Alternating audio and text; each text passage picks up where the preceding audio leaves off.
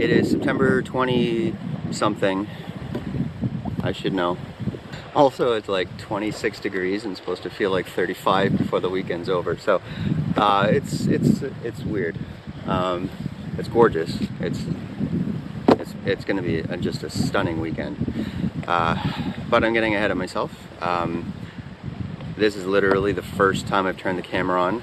I'm at the Kiosk Access point. I just pushed into the water, and I'm beginning a 4-day solo trip. I didn't turn the cameras on the way up. I didn't film before I left. I don't know how much filming I'm going to do on this trip at all. I've brought both my cameras, I brought all my batteries, but right now my feeling is that this trip is going to be as low-key as possible, and that means probably not too much of this.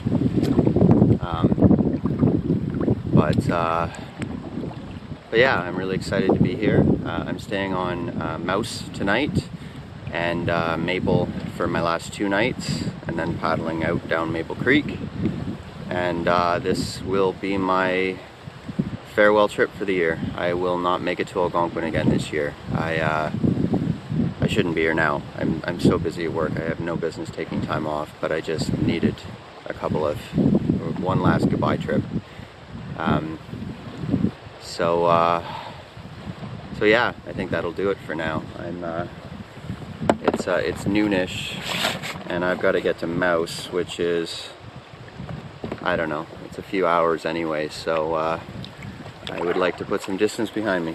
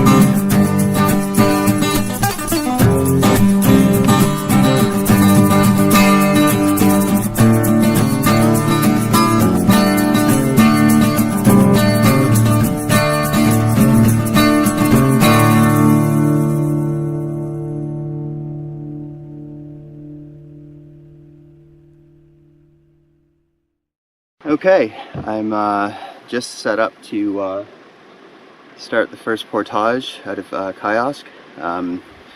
It's I didn't even really look at the map. It's I think a 6:35 to Little Mink, and then there's another one into Mink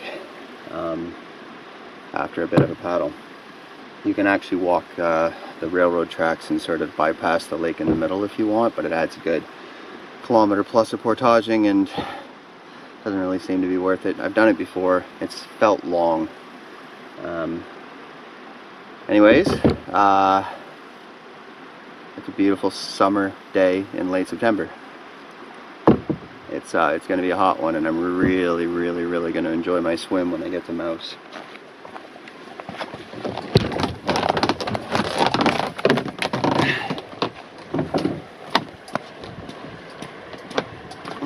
So, I just whispered this to myself a couple times, but I might as well say it out loud. This, my first reaction on picking everything up, since this is the first time I've done it, was, holy, it's light. It's only a 4-day trip, so I don't have a ton of food. I mean, a lot of the gear stays the same, whether it's a 1-day trip or a week trip. Either way you need a tent, either way you need clothes. But less food makes a difference. The weather forecast is so amazing that I left my tarp and most of my ropes behind. So, and of course this time of year, no bug jacket, and with the forecast being so warm as well as no rain, really only light clothing, so nothing heavy to bring there either.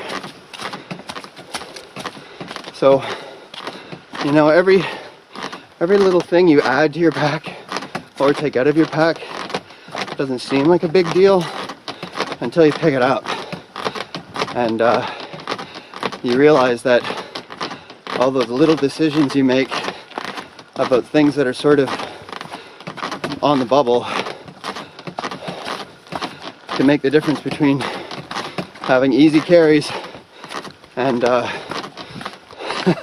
wishing you'd made different decisions.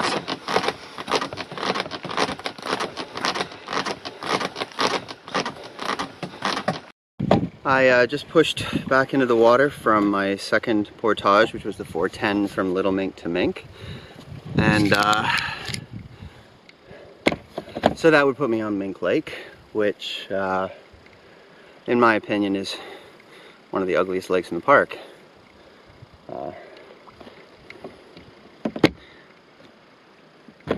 Ugly is a relative term. I'm in Algonquin. There's no ugly. There is not as beautiful. But this part of Mink is...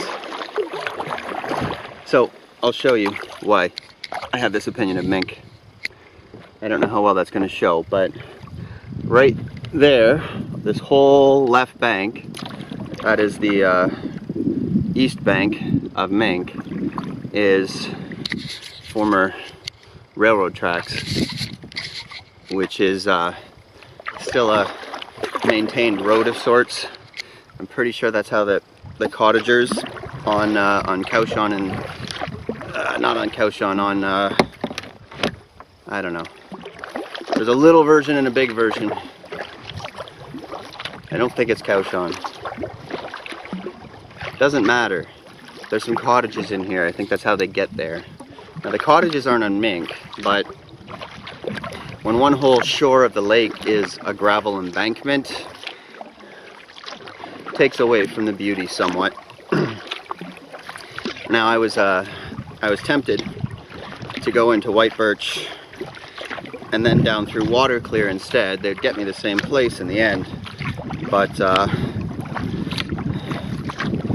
it would have meant well, a longer portage there, which I didn't really care about, but then a second portage into Water Clear before another one. It would have added a portage, and that means, you know, taking down and packing back up again. And you know, when I'm just passing through, I don't really care. It shouldn't be about the destination, but today, on my first, and it's usually true on a first day of a trip, what I really want to do is get to my campsite, take a few deep breaths, decompress.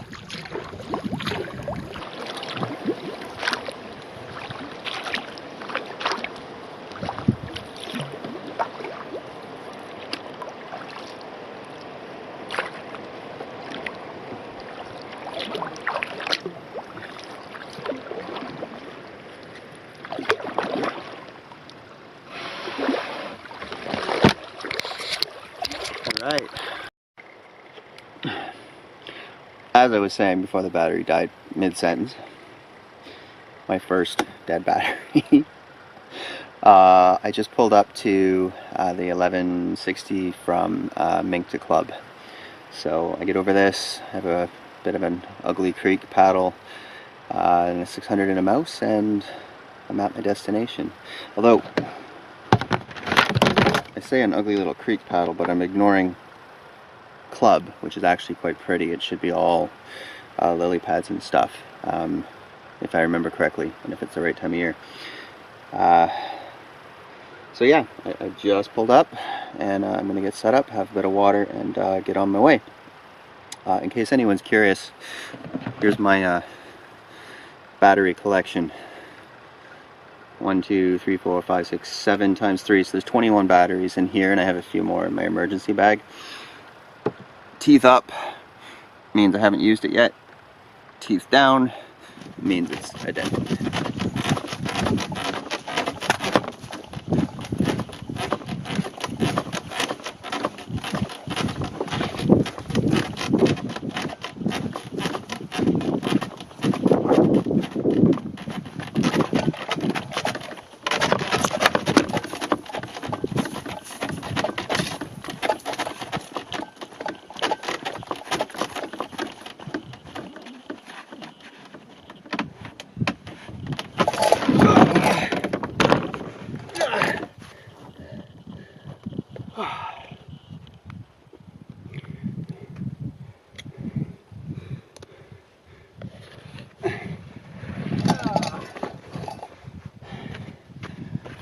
1.1, single carry, single trip, single everything.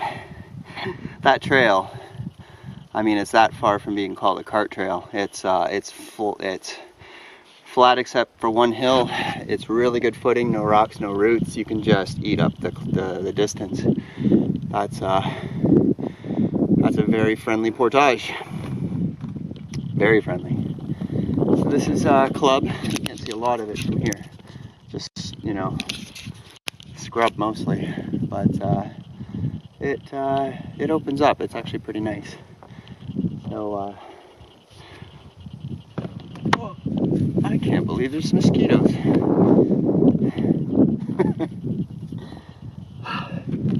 Very few. So I'm on Club Lake. I've never actually seen the western part of Club. If I had gone through Water Clear, then I would have. But well,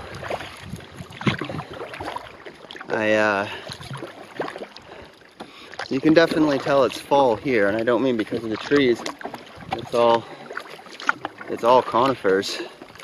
But the water vegetation has seen better days. The pickerel weed is in serious decline. The lily pads are, some are green, some are brown, some are yellow. There are no lilies. It's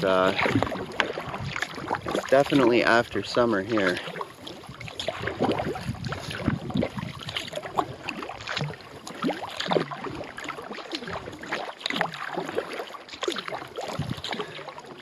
The only thing that disagrees with that assessment is the sun, which is hot. But like I say, I'm usually pretty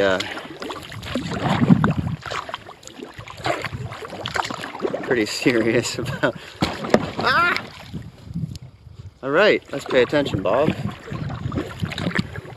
I was watching for rocks, but I missed that one. So last time I was through this stretch. Holy Jesus! All right. Right after I say pay attention, I'm not paying attention. Last time I was through, I imagine I've said this before, but one for certain disadvantage of the kayak is you're much lower to the water. I mean, which is an advantage in many ways, but it can be really hard to see what's coming because you're at such an angle to the water. All you're seeing is reflection instead of what's under it. Getting up that extra foot in a canoe means you're looking down more and have a better chance of spotting things. Plus, of course, in a kayak, I'm just so blazingly fast, I have less time to read. All right. I may have a slight bias in favor of kayaks, if you haven't picked up on that.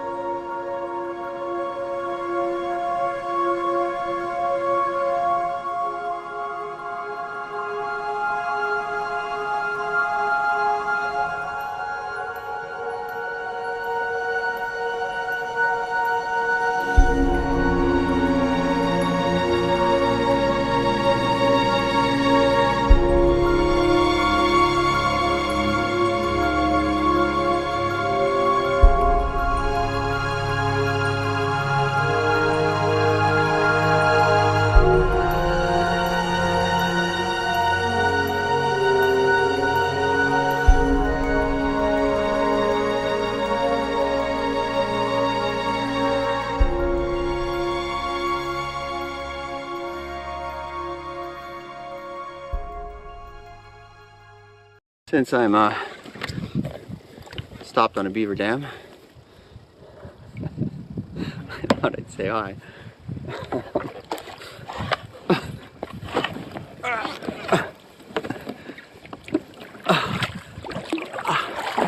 There we go. Okay, we're just past the campsite and club that's closest to the portage to Mouse. Both the campsites on this end of club are unattractive, to say the least. I would not recommend them. I have a lot of negative things to say on this trip so far. I'm gonna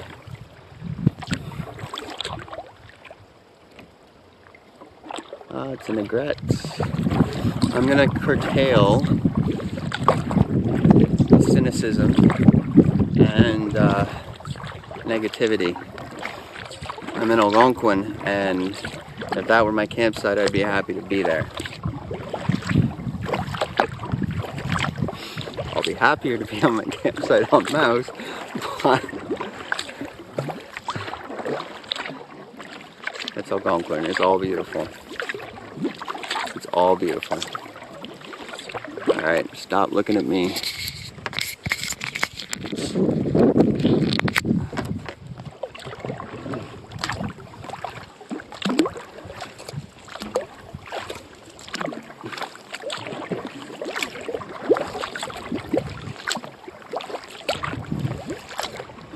So, I didn't remember this part about the Mouse Portage. There's the first 20 meters of it here is kind of an offshoot of the creek. Treacherous footing. Right there it gets into the woods proper. I can't really drag my kayak that far loaded up. I mean, I could, but when I've already got a hole in it, do I really want to try and make another? So I've walked worse fully loaded, but you know, there's zero reason for me to do that right here. It's an unnecessary risk. I'm just gonna walk my stuff up there, bring my empty kayak up there, and then get, you know, organized as I usually would. It just, you know, it'll add 2 minutes, 3 minutes to my trip, which is nothing, and avoids an unnecessary risk of twisting an ankle or hurting myself or hurting my kayak. So when you're alone, the smart decision is always the one that keeps you safe.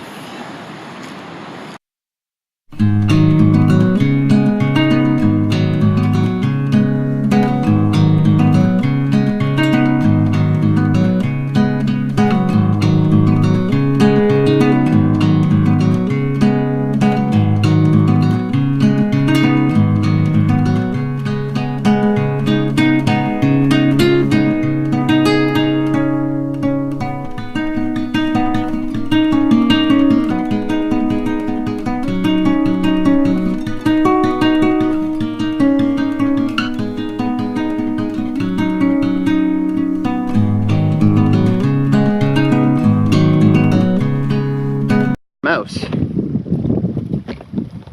That wasn't so hard.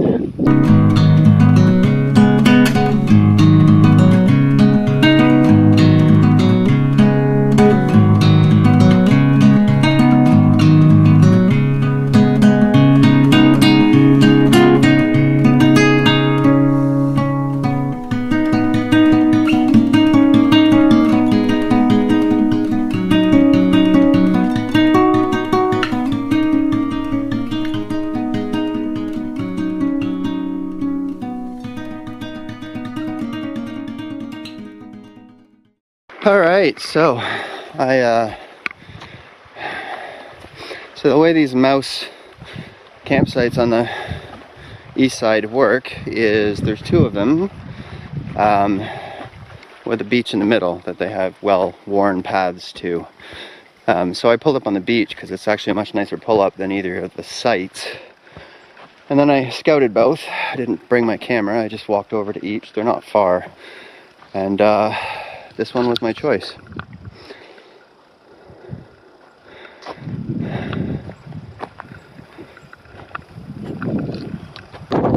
But for me, the selling point, aside from the beautiful westward view, but both of the sites are obviously going to have the westward view, is right down at the water's edge is a nice flat rock here,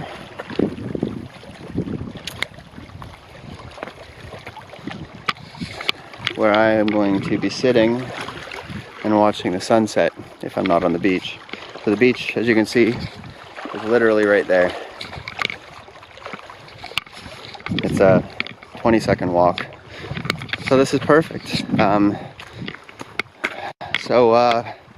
going to check the time. It should be around 4 p.m., which means I've got a good solid 3 hours of daylight left, which is plenty of time to get a fire going and cook burgers and all of that. So number one priority right now is going to be to get a clothesline up and go for a swim. Literally 30 seconds after I stopped filming saying I was going to get ready and go for a swim, I decided at the very least I should go get some firewood first. It can be time consuming, it's usually sweaty. And it actually turned out to be harder to find decent wood on this site than I expected. It's definitely not lightly used. So even though I said swimming was going to be my absolute number one priority, it turned out to be the bottom of the list. I've got a fire going, put up clothesline, put up my tent, blown up my sleeping pad. Basically camp is set up, and I'm just finally going to go in the water now. Fire's got to burn down a bit before I can cook on it, so go in the water for a few minutes, cool off, wash my clothes, and then back to the fire I go.